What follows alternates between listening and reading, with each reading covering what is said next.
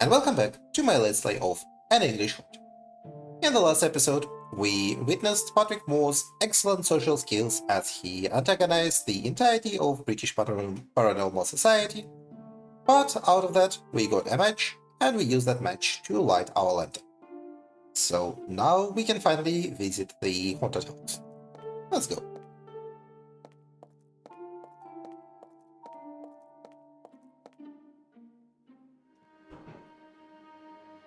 Use the lamp. There's a table on the back wall. It's a good place to put the lamp. I feel like you should keep the lamp out. A bit more light would be welcome. It's chilly in here. A temperature much lower than one would expect in a place like this. Without a doubt, it's an unmistakable sign of supernatural activity. And you were talking shit about the crappy evidence of the British Supernatural Society. According to the professor's notebook, the manifestations used to concentrate down here. I should start investigating.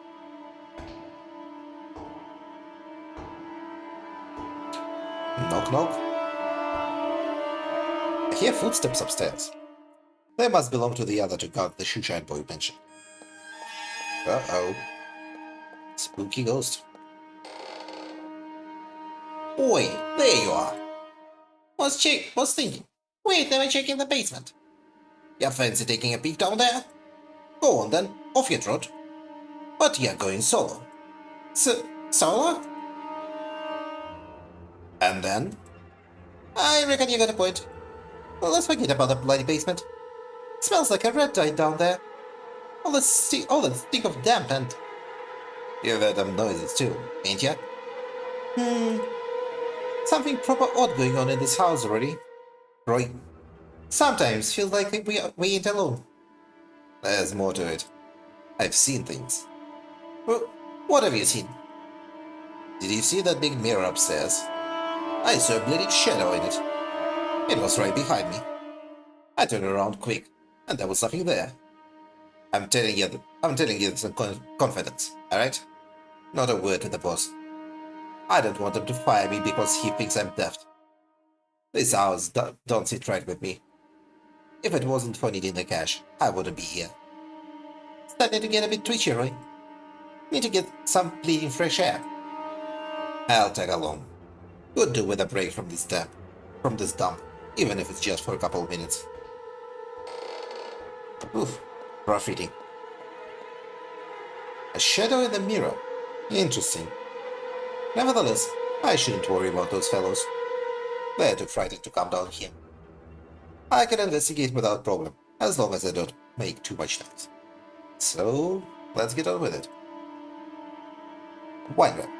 Some of the bottles contain a dark liquid. The others are empty. The ventilation duct connecting to other rooms could alert me if those chaps return to the house. Table. There is enough space here to leave my research tools. Moldy books, a rusted pot, and a stuffed scroll. There's nothing I need from the shelf. A spooky portrait? Okay, I guess this is it. I hope it works. Our studies concluded that there is a certain relationship between supernatural manifestations and electromagnetic waves. Right now, the machine is agitating those waves to enhance them. It seems to be working. The temperature has dropped considerably. The next step is to make contact with the entities. As far as I know, Thomas Highmore was the first tenant of the house, and he hanged himself in this basement. From then on, strange phenomena began. Dear God, I'm so nervous. Here we go. Thomas Highmore, I summon you.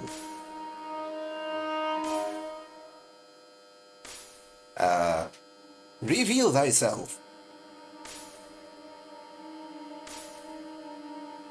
My name is Patrick Moore. What's yours?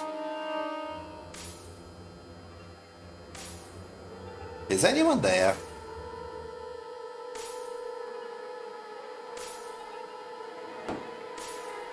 Yes. Thomas Highmore? Is that your name? Two-way communication. Thomas Highmore, I have some questions for you. If you want to say yes, knock. Let me get out of here! My machine!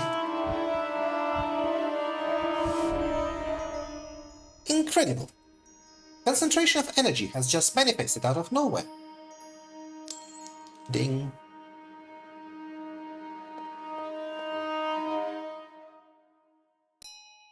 Aha, a pocket watch. It can be. It's an old rusty clock.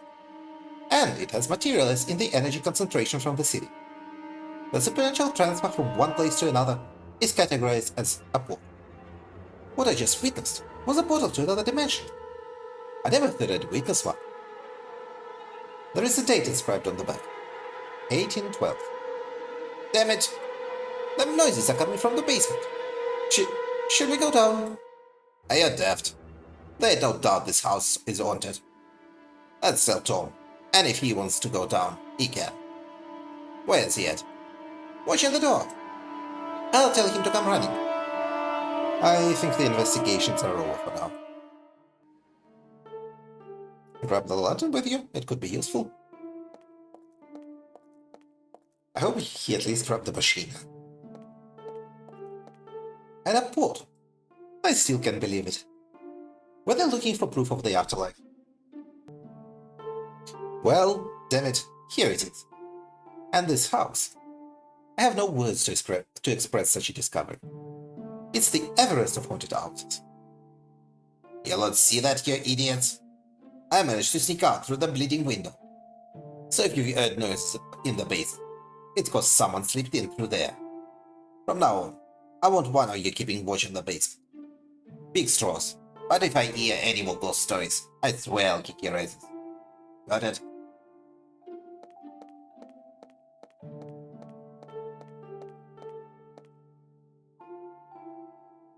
Yeah.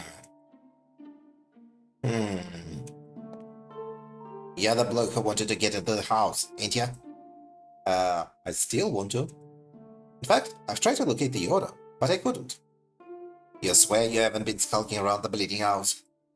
Someone's been inside, and something tells me they were in cahoots with that little bootleg. I hope you're not accusing me of trespassing on private property. No, I ain't saying that. I think I don't want to see you wandering around here. Got it? Okay. He doesn't want us. It will be difficult to get back into the house. That fellow's suspicious of me. Must find a way to get rid of him and those inside, if I want to do further research. Patrick did not bring his bloody machine. Ugh. An old rusty watch materialized out of nowhere. This phenomenon is called an apport. Well then, let's go to the university and tell them the good news, that we would like to keep our job. Here it is. May we please, pretty please, keep our job.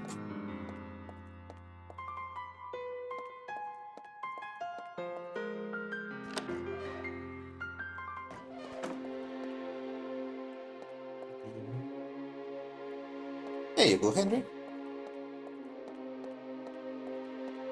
Henry, take a look at this. A rusty watch. I don't remember what voice I gave him. It's not just any old watch. It is an apport. What? It materialized out of thin air. Are you serious? Why did that happen? In the basement of 34 Benwell Street. A genuine haunted house, Henry. I experienced a wide range of phenomena. Paraphonics. Manifestation of spectral energy. Bidirectional communication with an entity named Thomas Highmore. Are you serious? Yes, Henry. We've done it. All this you're telling me is fascinating. And terrifying. Were you scared? Scared? I have spent my entire adult life waiting to witness something like this, Henry. I was ecstatic. In a situation like that, there is no room for fear. I admire your steadfastness. Let me see the apport. Good Lord. I never thought I'd have an apport in my hand. We're privileged, but I will present it to the board as evidence. This is a terrible evidence. Oh, I have an old pocket watch that's, I think is where it teleported to me. I did not buy it in an antique shop. Because this is, Moore's career is not going to continue.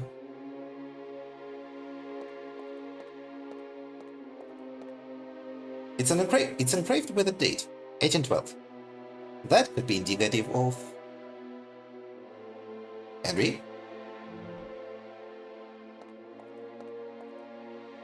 There are so many questions. Where did the watch come from? How many dimensions has it traveled through to appear in the basement of 34 Benville Street? However, those won't be the questions that skeptics on the board will ask.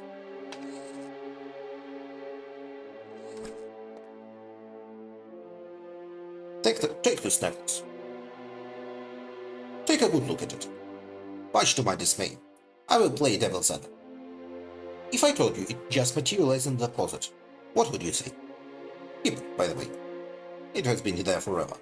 It must have belonged to my predecessor. I know what you mean, and I'm aware that the watch is not conclusive evidence. Although, you could ask the board to analyze it. That would give us more time.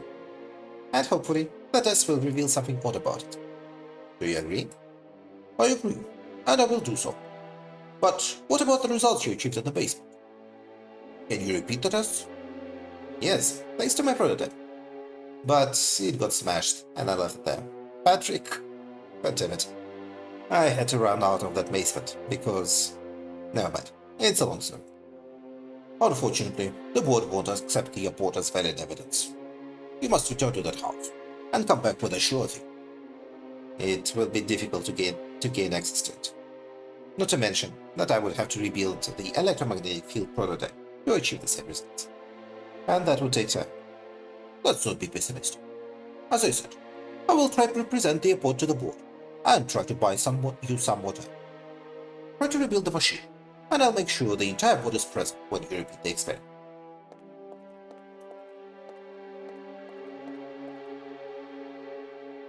Alright.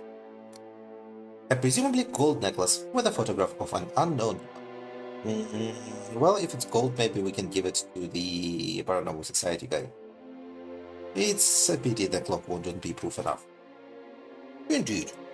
We still need the right proof. I'm on it. I'll see what I can find. Time is of the essence. Good luck, Patrick. Well then.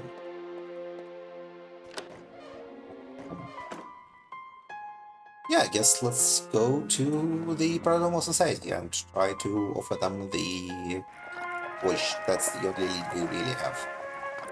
To the BASS. Maybe there is a rival society, MOUF, and we can go from BAS, well, you know. Westman. Is this an acceptable wager? What? It looks like gold. Ah, I see we speak the same language. Very well. Let's play.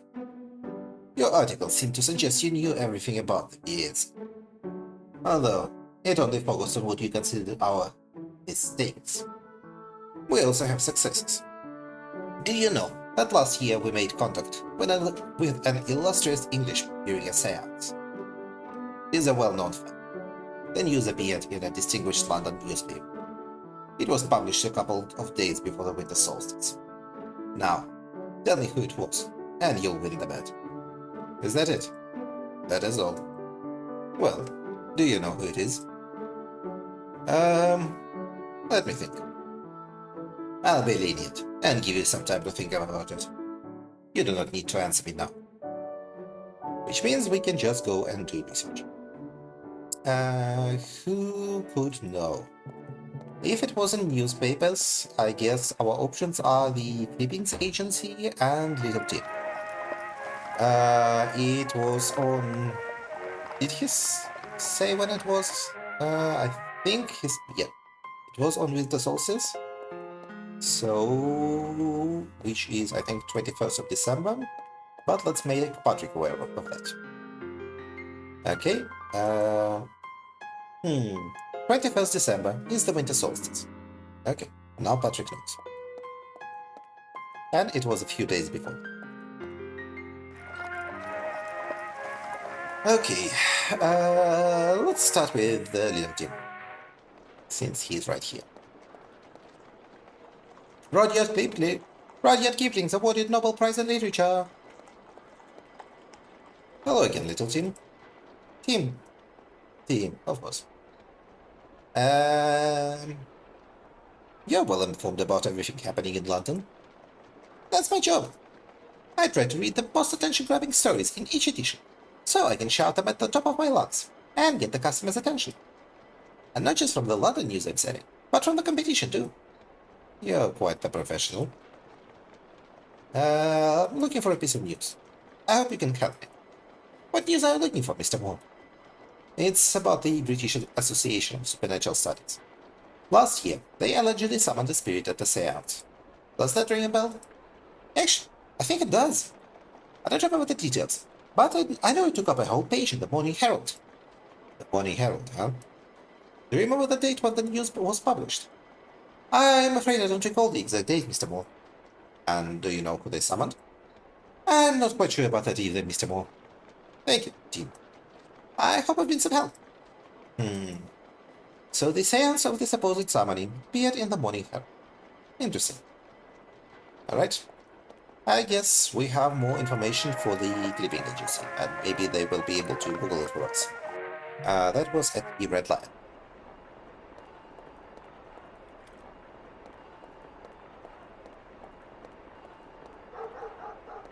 There we go. Donovan and Fletcher. Welcome back, sir. Yep. Oh. I need information. You've come to the right place. What topic? I need information about a seance of the BSs. It's done, sir. How long would it take you to provide it? We're quite busy at the moment, so it could take a couple of days. That's too long. Is there any way to speed up the process? Not unless you provide us with enough data to find the news bit. It would help if you knew the newspaper where the article was published, day, month, and year. If you provide us with that information, we could locate the news in minutes. Would you like to try? Yeah, why not? Very well, sir. Do you know in which newspaper the article you're looking for was published? The Morning Herald. Day and month? Right before the solstice, so I guess 1937. Yeah. I think now is 1907, so 1906? I'll look it up. Please wait here.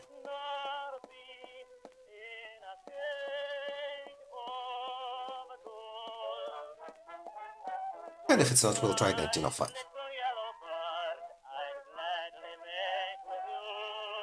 Eureka!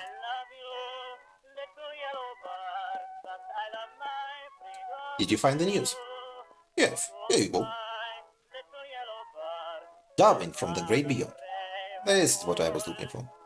The British Association for Paranormal Studies makes contact with our most famous naturalists during a seance. According to this article, on 19th of December 1906, the British Association for Supernatural Studies managed to contact Charles Darwin in a seance. For God's sake, I don't know which is worse, the deceit of the BSS or the gullibility of the Morning Herald. I'm very grateful, Mr. Fletcher. However, there is a problem. You see, I don't have money right now to pay you for the service. But I promise, don't worry about it. The first service is complimentary. Oh, I'm embarrassed to say this, but you've taken a lot of my mind. Subsequent services, obviously, must be paid. Of course, said. It was a pleasure to have.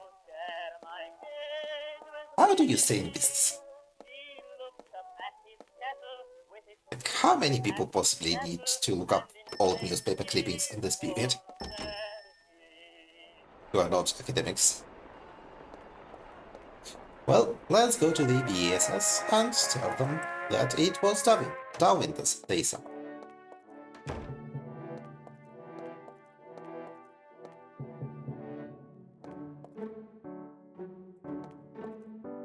Mr. Westmore? Yes. I think I have the answer. Really? Let's hear it. Charles Darwin. Oh, very good. I see you've done your homework. I must admit, this is the first time I've lost a bet.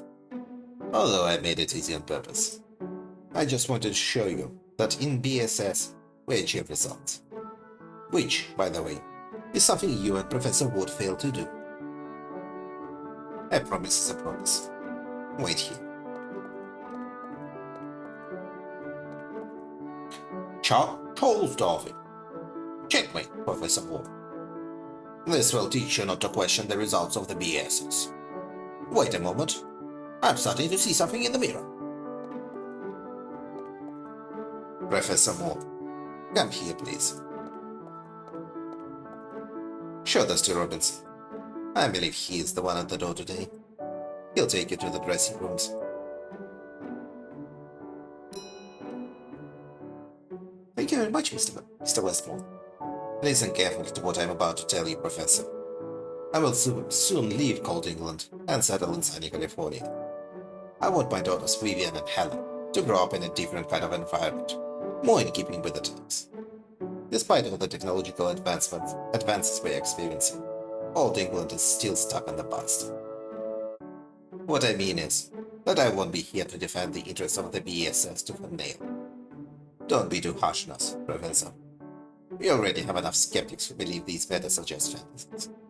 Believe it or not, you and I are in the same boat. Whether you keep that in mind, someone. I'm sorry to say that I will continue to hold the same opinion of this institution. I cannot go against my principles.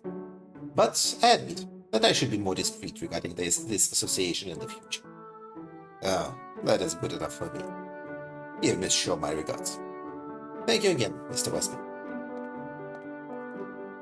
Well, at least we parted as semi-friends. Let's go to the theater. And look at the note first. Take the bearer of this note to meet Miss Shaw, Richard Westmore, and a signature. No point in examining the clipping. Do you have a minute? Mr. Westmore was kind enough to give me this note. May I? Yes. All right. The show is not over yet. I'll have Clark escort you to the books, so you can watch the last few minutes. When it is over, he will take you to Miss Shaw's dressing room. Is that all right with you, sir? It's more than all right with me. Please go in. I'll inform you. Ladies and gentlemen, it has been a great pleasure to share this magical evening with you. You have witnessed the possibility to cross the thin line that separates our plane of existence from the great beyond. You have also been witnesses to how the dead still have much to say to those of us who remain in this world. I can only say thank you for. Wait a moment. A young man has been wounded. A war. Far from here, on another continent. He is calling for his mother. He knows he is going to die in a few minutes. He is bleeding out. Do not cry, my dear. What is your name? I can hear you clearly. Warren? Walter. Ah, this is called cold reading. He knows his mother is here. Ooh. What is your mother's name, dear? Amelia? Amelia Reinhardt. Anyone in the audience with that name? Oh my God, Walter! Please come up to the stage. Your son wishes to be with you in this delicate moment.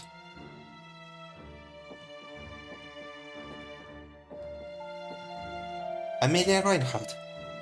That's me. Walter. Mom is here. Your son died in a war, didn't he? He died in the Battle of Rose Drift in South Africa, fighting against the Zulu Empire. He couldn't bid you farewell. But thanks to the fact that the spirit world is not bound by the same temporal rules as ours, We can remedy that. I want to say goodbye to him. Walter! Are you there, Walter? Walter? Are you still with us? Yes. Here's your mother. Do you want to say something to her, Walter? This charade must end. Who is the fool who dares to interrupt the communication with the other side? Drop the act, Miss Shaw. Your role as a medium is beyond your abilities. Ladies and gentlemen, all the way from the Atlantic, Mr. Harry Houdini. Well, Houdini was known as a debunker and he hated mediums quite a bit since he was a medium himself in the youth, as he needed one. The great escapologist. A round of applause, please. I warn you, if you do not get off the stage immediately, I will lock 1,000 padlocks on that stray jacket of yours and have you thrown into the Thames. Let's see if this time you manage to survive your star act. I see you not only engage in fortune-telling, but also mesmer. You have everyone hypnotized. Ladies and gentlemen, I apologize for this interruption, but you must know that this woman is deceiving you. What is happening, Miss Shaw? Ignore him, Miss Reinhardt. Miss Shaw is not speaking with Miss Reinhardt's son. She's never spoken with the dead. And how do you know my son died in the war? You're Amelia Reinhardt, owner of one of England's most important steel empires. Everyone knows that, tragically, you lost your son in the war against the Zulu Empire. Are you getting the picture? Many of you are London society figures. Most of the information Miss Shaw has brought to light tonight is public. And what isn't, she and her team have thoroughly investigated about you beforehand, digging deep into you and your deceased loved ones to perpetrate this lamentable spectacle. Don't be deceived by the crude tricks of this fraudster. Walter. Yes? No, don't leave. I know what you're trying to do, Shaw. Don't go there. Walter says we are not taking him seriously. No, son, please. Stay with us. Damn it, Shaw. Walter says he has little energy left to remain in this plane. Mr. Houdini's interruption has hastened the little time he can spend among us. Walter? Ah, the good old emotional manipulation. Walt?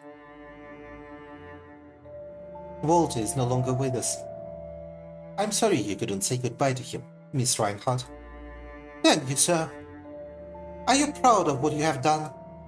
Because of you, I could not bid farewell to my deceased son.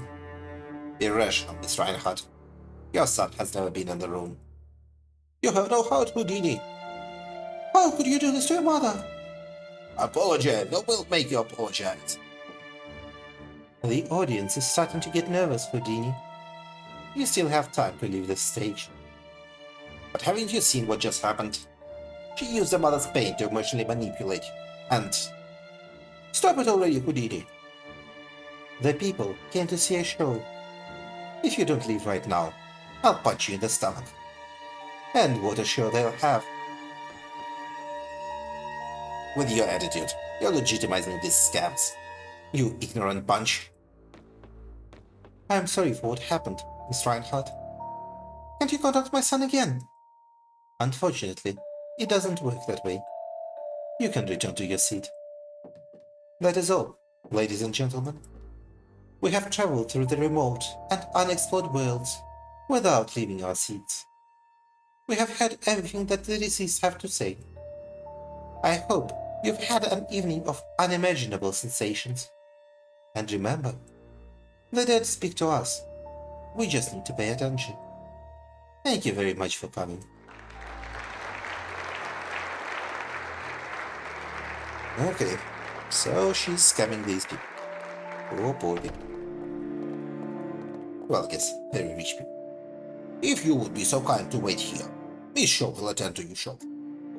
Thank you very much. Alright. And on this note, we will end today's episode. And tomorrow we will continue with our conversation with Miss Shaw. Thank you for watching everyone, and have a good day. Goodbye.